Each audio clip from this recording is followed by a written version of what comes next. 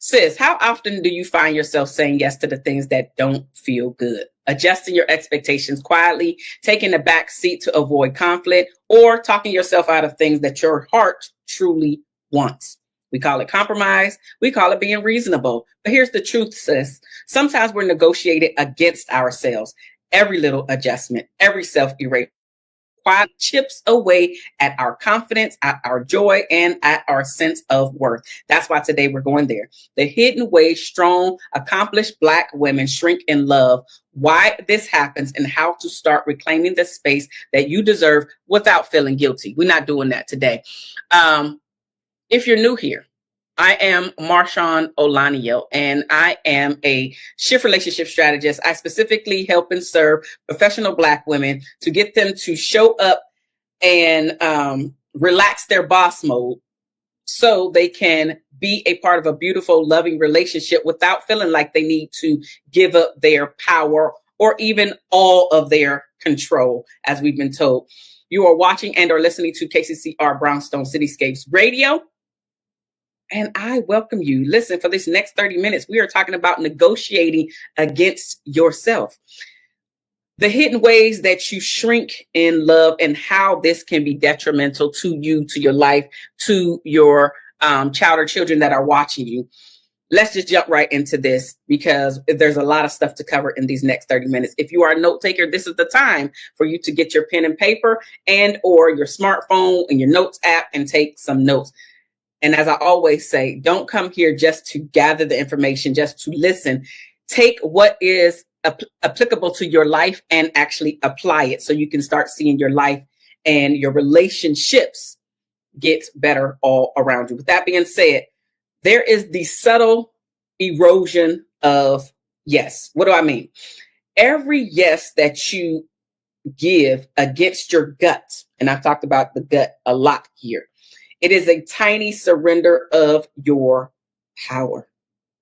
Let me say that again. Every yes that you give against your gut is a tiny surrender of your power. Compromises that feel reasonable can actually be self-sabotage. What I found with doing my research in this is that 65% of women admit they compromise their needs in dating to avoid confrontation.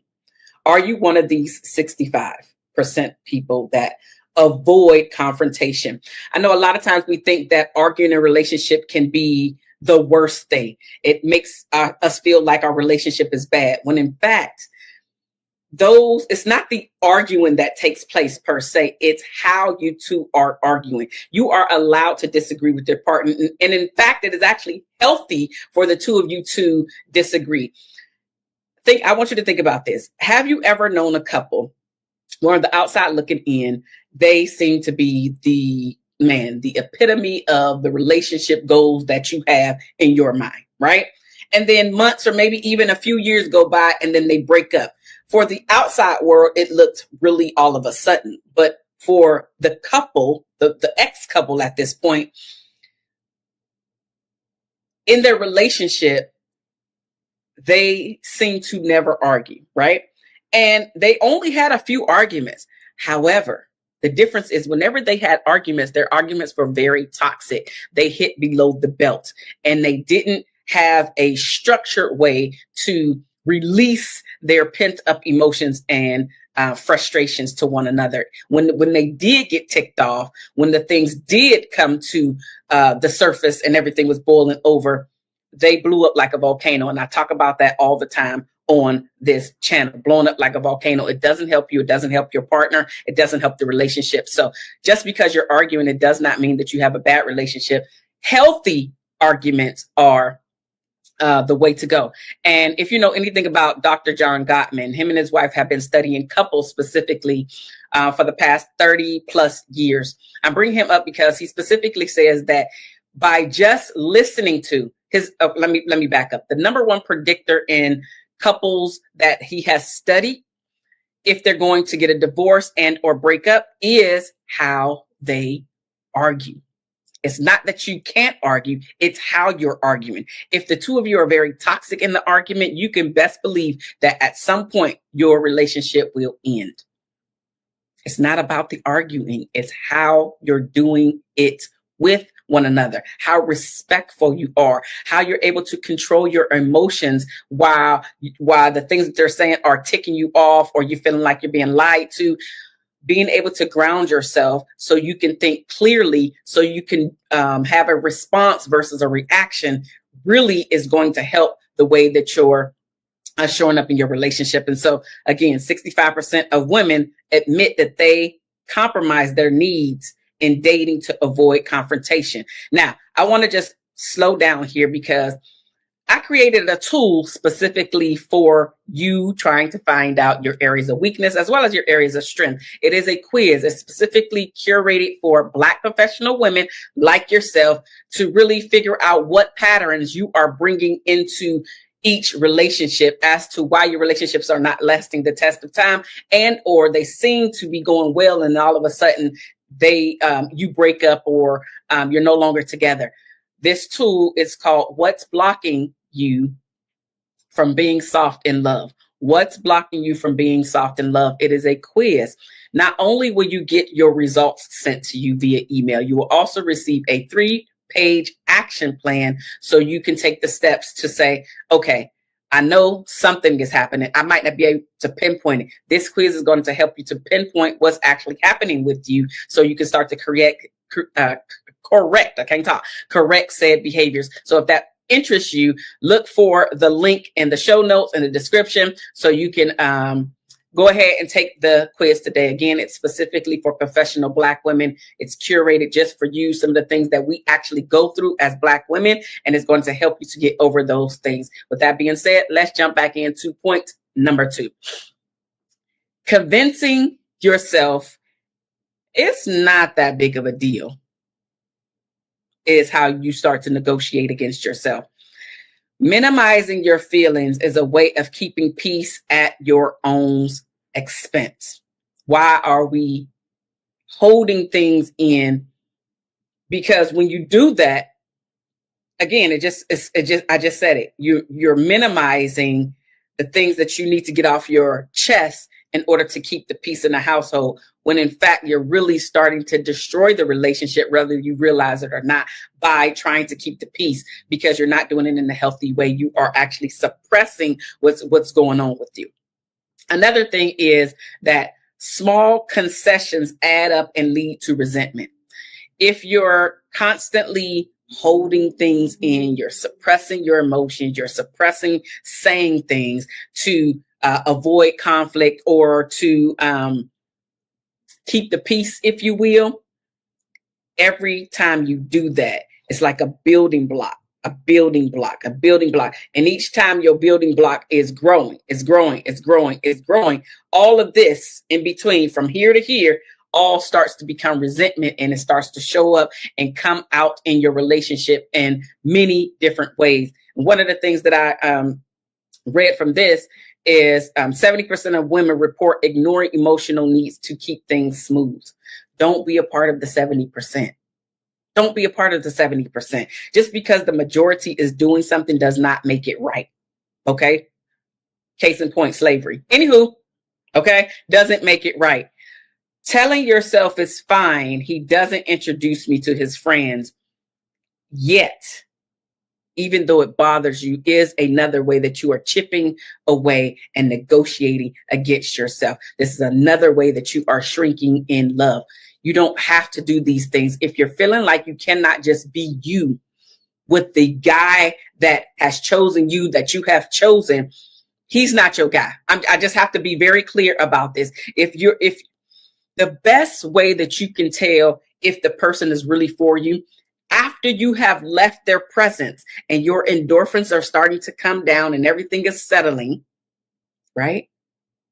I want you to simply ask yourself, how did I feel, or how do I feel when I'm in this person's presence? When I'm around Keith, that's your man's name, right? So when I'm around Keith, how do I feel when I leave Keith's presence? Do I feel a longing to want to be back in his presence, or am I, deep breaths, I'm relieved? If you are the latter, if you are relieved when you're out of your booze, company, out of your partner's company, I'm telling you, that is not your partner. That is not your partner. We gravitate toward and want to be around and in the company of people that make us feel good about us, that make us feel good about being in their company, that make us laugh, that make us bring out the joy, that brings out the silliness in us, that brings out yes, they can give you advice and the both of you can have serious conversations, but can you really be you in that relationship? I remember I told this story on here before, which was I had a client who, she used to wear wigs all the time. And I remember her creating a post on social media. And she didn't tell me directly, but I saw the post on social media.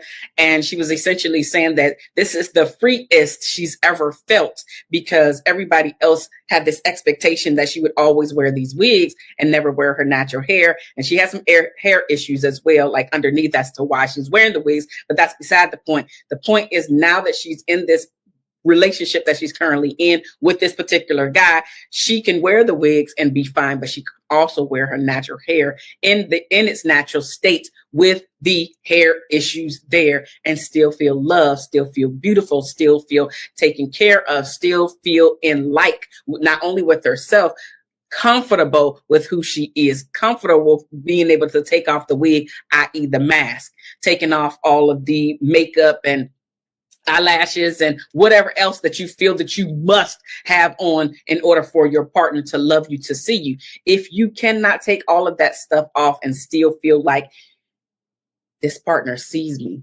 my partner loves me, my partner adores me, that is not your partner.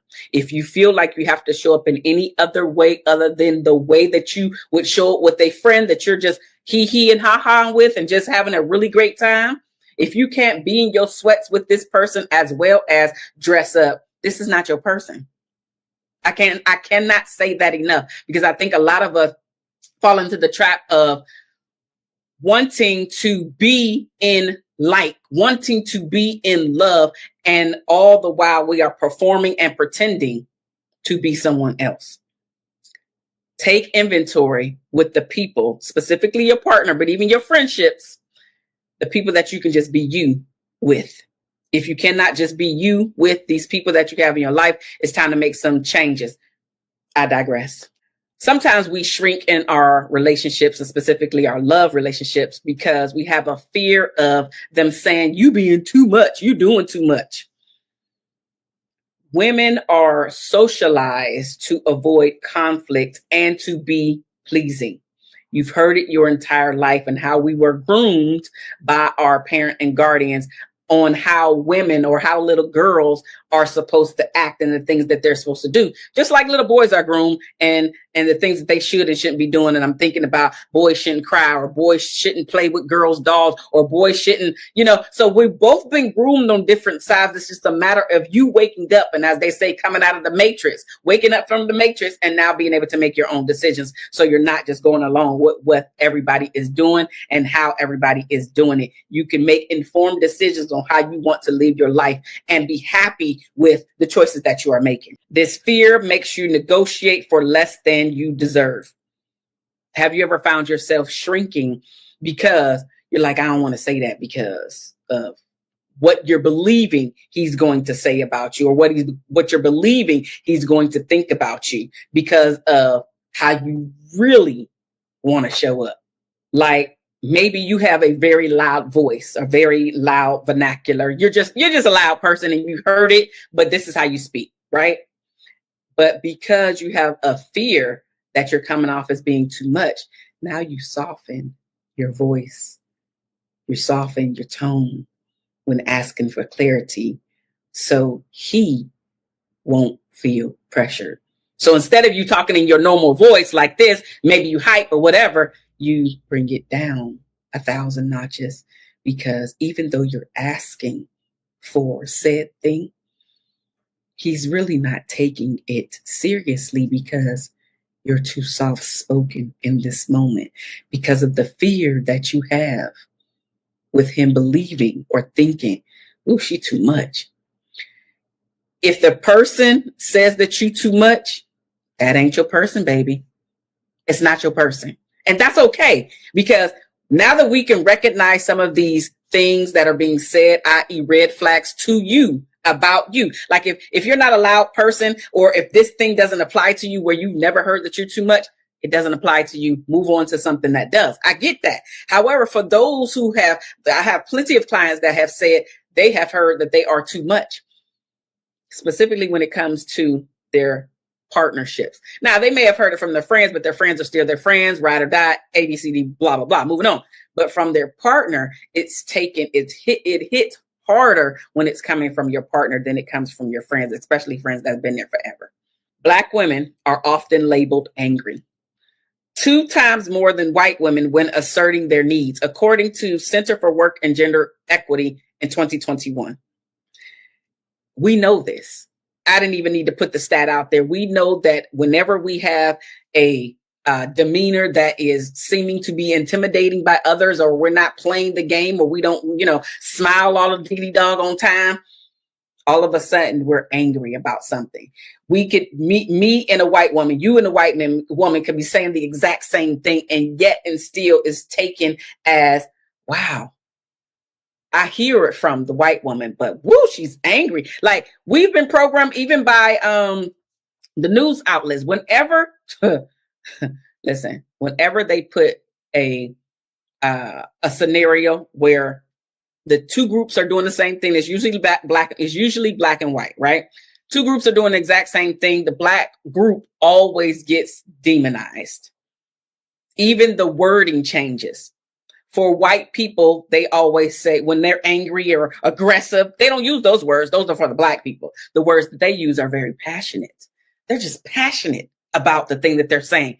They could be saying more, and I'm about to not talk right. They could be saying more wrong stuff.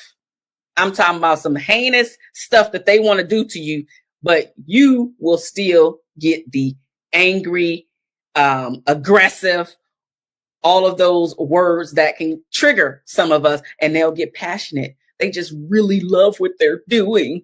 They didn't mean any harm by it, right? And so we're getting programmed by all of these things around us. I don't watch the news anyway, for the most part. Some of it is for the programming, but then the other is just so depressing, and it's always the worst stuff. And we know that the worst stuff sells. More people will watch the news if it's horrible stuff on there than if they put all of the beautiful things that are occurring in our world and in our life on there. It wouldn't sell. It wouldn't sell. I digress. I keep going down rabbit holes because I need for you to understand that these things are not just playing a part in your romantic relationships. They're in all of our relationships. We just have to be aware of it. And once you're aware of it, once you see something, once you hear something, you can't unsee it. You can't unhear it. But you're aware, right? You're aware of it. It's a matter of how you use these things. So the fear of being too much, if you're feeling like you can't be you with your boo, that's really not your boo, and you should move on. Another way that we shrink in our love lives and how we are negotiating against ourselves is the trap of over explaining. We forget that no is a full sentence. There is a courtesy that happens when we decide to explain.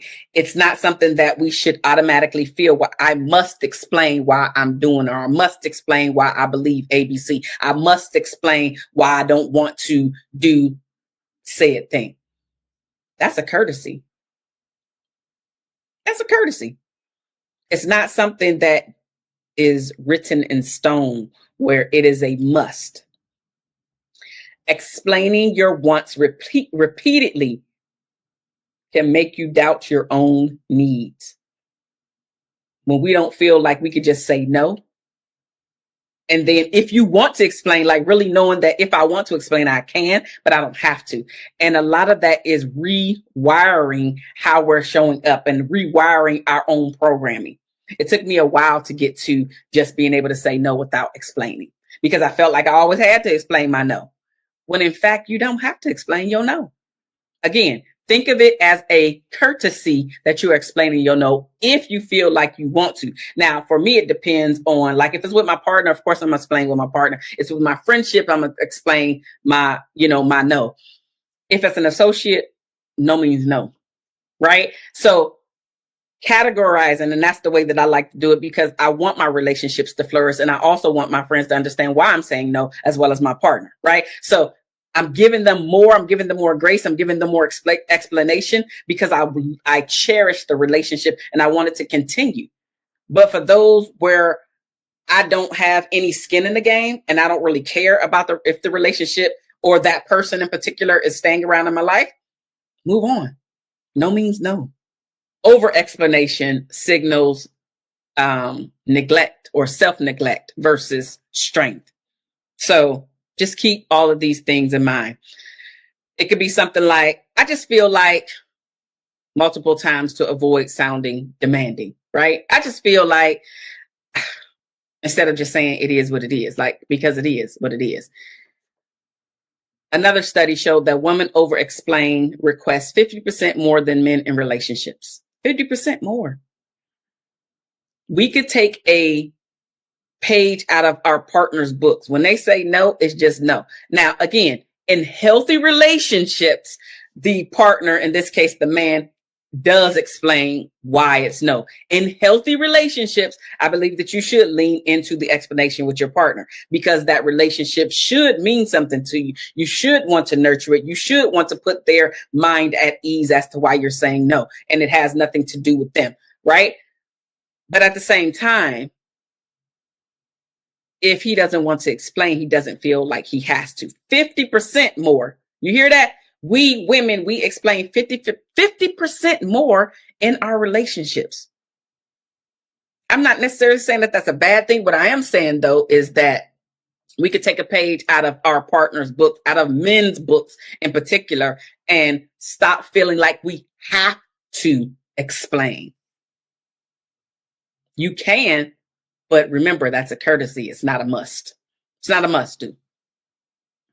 And this is why I created the quiz. This is why I created that tool, so you can really figure out the patterns that are keeping you stuck. And so you can jump off of that hamster wheel. So after this, click the link, take the quiz now. I highly recommend taking the quiz, because again, you're not only going to get your results sent to you, you will get a 3-page action plan, so you'll know what to do next. Now I got what's holding me back, what my areas of weakness are. Here's the next thing to do.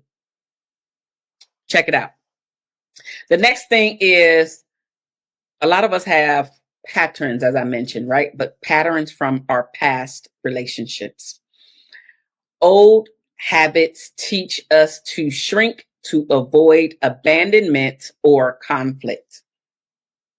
If you're struggling with the feelings of abandonment, if there is past baggage that you have not dealt with or are currently dealing with, this stuff is affecting you. This stuff is affecting you. It's affecting your relationship. It's affecting how you're showing up. It's affecting how open you are. It's affecting how much you are allowing your partner to get really close to you, get close to your heart. It's affecting all of these areas. It's affecting how you think. It's affecting your belief systems. It's affecting your actions. It's affecting everything in every area, but specifically with your romantic partner and even with yourself, because now we're going down, like, do I even trust myself? That's a different story. I'm just saying. We negotiate for less because we've been trained to survive love. Let me say that again. We negotiate for less because we've been trained to survive love. 60% of women carry unhealed relational patterns into new partnerships. That's a high number. That's so high because a lot of us are not doing the inner work, the deeper inner work. We're not taking the time to really invest. Invest means monetary. Invest could be coaching, like working with someone like me. It could be purchasing courses. It could be purchasing books. It could be purchasing PDFs. It could be going to the library and getting free books, right? It could be watching YouTube videos. It could be a lot of things to invest in yourself, but specifically monetary, especially when you're working with a coach, a therapist, a counselor, somebody that you're actually paying money to. Why? Because they're going to help you to get to the root of the problem a lot faster. You can read 1,000,000 books. Absolutely. Yes, you can, but it's going to take you longer to get the information. Wouldn't it be a beautiful thing if you can actually just work with someone that can say, hey, and pinpoint what's actually happening, because they've been doing this for years. And there's patterns that show up with the type of clients that they are attracting, right? And so in that conversation, in that session, there are things that I specifically can pinpoint that you have never thought about. 60% of women carry unhealed relational patterns in new partnerships. That's why it's so important to invest in yourself. Invest in yourself by taking the quiz. That might be your first investment. Doing something free so you can get to and get on the other side a lot faster by just taking one extra step to do even more inner work. There is an invisible cost of you compromising. Small concessions may feel harmless, but they accumulate over time. And over time, invisible compromises can impact your self-esteem. It can impact your intimacy with yourself as well as with your partner. And it can impact the clarity that you want and even deserve, all by these compromises that you're not even aware most of the time that you're doing. For instance, you could be avoiding sharing your true opinions to keep the peace. There's something that you really, truly want to say to your partner about the thing that they just asked your advice on. But instead of you going and giving them the real answer, the real way that you feel about the thing, you placate them. And it's only hurting you as well as them. Chronic self-negotiation is linked to higher anxiety and relationship dissatisfaction. Chronic self-negotiation is linked to higher anxiety and relationship dissatisfaction. Actually, I'm going to give you a bonus one here. Here's how to reclaim your voice in love. One of the things that you can do is articulate your needs every time. And every time that you articulate your needs, you expand your power. Every time. Not being mean, just having clarity and being able to voice the things that you want, need, and desire to your partner. Being open, being honest, having this is where I'm at, this is where I want to go, and this is what I'm doing so I can get there. Another thing that you can do to stop shrinking in love is old-fashioned boundaries. Setting and enforcing boundaries. Boundaries are proof that you are worthy of being heard and honored. They're the proof. Because you understand your worth. You understand that if you don't stand up for yourself, that others will absolutely walk over you. And because you're no longer willing to self-sacrifice, you're like, I must say this is a boundary. And then if a said line is crossed, now you're able to say, hey, we had a conversation. This was the boundary. It was crossed. Here are the consequences for crossing said boundary. So that's not only setting them, there's the enforcing that comes from, listen, this is your consequence for stepping over the line. Couples who practice open need articulation report 35% higher satisfaction. Be a part of the 35% so that number can climb up, because you deserve to be happy. You deserve to be in a relationship where you feel heard and seen. You deserve to be and recognize a partner that is showing you more green flags than they are showing you red flags. A lot of us harp on and hold on to the red flags, right? Which is a great thing. You should know the red flags, but you should also be aware of and understand that there are men out there that will showcase the green flags as well. Sis, shrinking to make love easier or safer is a pattern, but it doesn't have to be your story. Negotiating against yourself only keeps you stuck in cycles of uncertainty and compromise. So if you're ready to break free and start asking for the love that you deserve, I mentioned a quiz already. What's blocking you from being soft in love? It'll help you uncover the hidden patterns, keeping you from showing up fully and being received fully in love. I love you guys, and there's nothing that you can do about it. I will see you next week where we tackle another topic that is plaguing our community, specifically as Black women. I will see you.